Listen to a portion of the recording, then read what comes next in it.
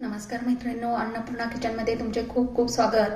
मैत्रिणींनो, आता अधिक महिना जवळजवळ संपत आलेला आहे आणि अजून काही मैत्रिणींच्या यातले जावायला वाण द्यायचा राहिला असेल आणि या वाण देण्यामध्ये अनारसाला खूप महत्त्व आहे. 33 अनारस देण्याची जी पद्धत आहे आणि ते अनारस जर आपण घरच्या घरी बनवले तर अगदी खूप खमंग खुसखुशीत होतात, कुरकुरीत होतात. तर त्यासाठी आपण घरी अनारस बनवण्याची जी साधी सोपी पद्धत आहे किंवा त्याच्या ज्या टिप्स आहेत, ट्रिक्स आहेत, त्या आज आपण या ठिकाणी बघणार आहोत. तर त्यासाठी मी येथे या वाटीने 3 वाट्या म्हणजेच वजनी प्रमाण म्हणाल तर अर्धा किलो तांदूळ 3 दिवस या ठिकाणी स्वच्छ धुवून भिजत ठेवलेले होते आणि रोज सकाळी मी यामधलं पाणी बदलत होते, कारण आता उन्हाळा चालू असल्यामुळं भिजलेल्या तांदळाला थोडासा वास लागतो. आणि हे तांदूळ बघा मस्त असे भिजलेले आहेत, अगदी बोटावर दाबले तरी चुरा होतात. आता हे जे तांदूळ आहेत, हे तांदूळ आपण काय करणार आहोत, 15 मिनिटासाठी अगदी उन्हामध्ये किंवा फॅन खाली न वाळवता एका कॉटनच्या कपड्यावरती 15 मिनिटे सुकवून घेणार आहोत. बघू शकता हे मी कॉटनच्या कापडावरती हे तांदूळ जे आहेत ते असे मस्त असे पसरलेले आहेत, पातळ पातळ, आणि ह्याला 15 मिनिटं आपण असंच सुकवत ठेवायचं आहे. येथे बघू शकता हे तांदूळ आपण पसरत ठेवलेले होते. हे तांदूळ फक्त वरून सुकलेले आहेत, आतून ओलेच आहेत. फक्त याचं वरचं जे पाणी आहे ते कोरडं झालेलं आहे. आता हे तांदूळ आपण मिक्सरच्या भांड्यामध्ये घालून बारीक करून घ्यायचं आहे. ते बघू शकता मस्त असं आपलं पीठ तयार झालेलं आहे. आता हे पीठ मी या ठिकाणी चाळून घेणार आहे. असं हे पीठ आपलं बारीक झालेलं आहे.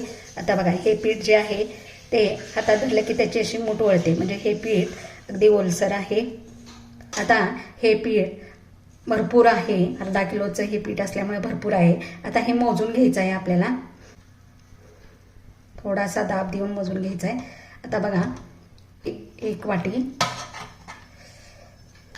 हे 2 वाटी, हे 3 वाटी पीठ मी या ठिकाणी घेत आहे. एवढा आपण पीठ घेतलेला आहे त्याच्या निम्म इथे आपल्याला गूळ घ्यायचा आहे, म्हणजे 3 वाट्याला 1.5 वाटी या ठिकाणी गूळ घ्यायचा आहे. कमीच घ्यायचा आहे, कारण गूळ जर जास्त या पिठाला झाला तर आपले अनारसे पातळ झाल्यामुळे फसतात किंवा बिघडतात. तर येथे मी या ठिकाणी ही अशा पद्धतीची 1 वाटी घेतलेली आहे आणि दुसरी अर्धी घेण्यापेक्षा मी थोडीशी एवढी घेतलेली आहे, कारण याच्यामध्ये अजून या ठिकाणी मोठे मोठे खडे आहेत आणि ते व्यवस्थित बारीक झाले नसल्यामुळं मी थोडासा कमीच गूळ या ठिकाणी वापरत आहे. कारण जेव्हा आपण खडे फोडू तेव्हा त्याची गुळाची या ठिकाणी क्वांटिटी वाढू शकते. आता हा जो गूळ आहे, हा गूळ या ठिकाणी या पिठामध्ये असा मिक्स करायचा आहे. थोडीशी या ठिकाणी सुंठ पावडर मिक्स करत आहे, कारण गुळाच्या कोणत्याही पदार्थामध्ये सुंठ पावडरीचा वास एकदम खमंग असा येतो.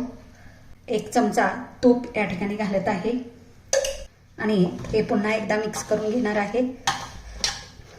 हे जे मिक्स झालेलं मिश्रण आहे ते पुन्हा मिक्सरच्या भांड्यामध्ये घालायचं आहे आणि याला फिरवून घ्यायचं आहे, म्हणजे जो गूळ आहे तो व्यवस्थित यामध्ये लागतो. तर येथे तुम्ही बघू शकता या ठिकाणी आपलं हे जे पीठ आहे ते अशा पद्धतीनं तयार झालेलं आहे.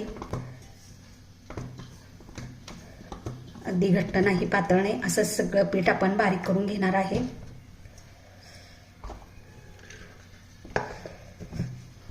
पीठ असं एकजीव करून घ्यायचं आहे. जर तुम्हाला जास्त यामध्ये गोळ झालाय असं वाटलं किंवा पातळ झाले असं वाटलं तर तुम्ही जे कोरडं एक्स्ट्रा पीठ ठेवलेलं असतं ते यामध्ये थोडंसं घालू शकता, जेणेकरून त्याला टाईटपणा येऊ शकतो. म्हणून थोडंसं कोरडं पीठ तांदळाचं ठेवायचं. आता इथे बघू शकता पीठ आपलं मऊसूत अगदी छान असं तयार झालेलं आहे. हे जे अनारसाचं पीठ आहे याचे आपल्याला छोटे छोटे असे गोळे करून घ्यायचे आहेत. खसखस घालून घ्यायचे आहे पोपाटावर. हा जो गोळा घेतलेला आहे, जर तुमच्या हाताला चिटकत असेल तर तुम्ही या ठिकाणी तुपाचा हात घेऊ शकता किंवा तेलाचा हात घेऊ शकता. तेल हाताला लावून या ठिकाणी दोन्ही हाताने असे अनारसे तुम्हाला हव्या त्या मापाची तुम्ही थापू शकता.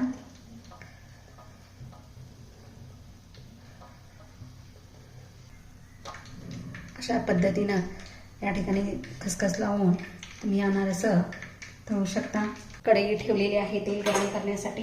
येथे मी एक छोटासा कणकेचा गोळा टाकलेला होता की तेल गरम झालं आहे की नाही ते बघण्यासाठी.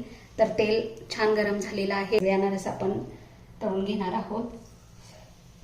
गॅसची फ्लेम मिडियमच ठेवायची आहे.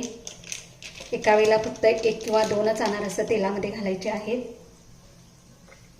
म्हणजे चांगले फुगतात. मिडियम गॅसवरच या ठिकाणी आपल्याला तळून घ्यायचे आहेत. थोडंसं वरती अनारस आलं की त्याला वरून असं तेल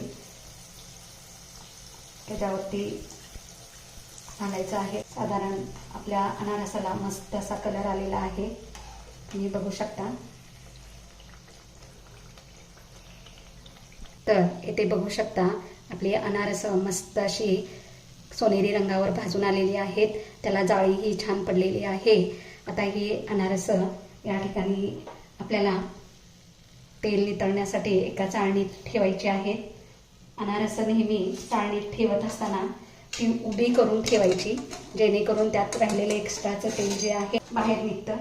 तर येथे बघू शकता की आपली 3 वाट्या या ठिकाणी तांदळाचं पीठ आणि वाटी गूळ याच्यापासून भरपूर अशी या ठिकाणी अनारस तयार झालेली आहेत. आणि ही अनारस मी अंतराळी ठेवलेली होती, त्यामुळं या चाळणीमध्ये असे खाली वाटीमध्ये ठेवलेली होती. तर या अंतराळी ठेवल्यामुळं यातलं एक्स्ट्राचं तेल आहे ते सुद्धा या ठिकाणी नितळलेलं आहे. आणि आपली अनारस अगदी कुरकुरीत आणि मस्त अशी एकदम कुरकुरीत अशी तयार झालेली आहेत. तर अशी ही साधी सोपी आणि करायला एकदम सोपी असणारी रेसिपी तुम्हालाही आवडली असेल तर तुम्ही असे अनारसे करून पहा आणि मला कमेंटद्वारे सांगा. आणि माझ्या चॅनलला लाईक आणि सबस्क्राईब करायला विसरू नका.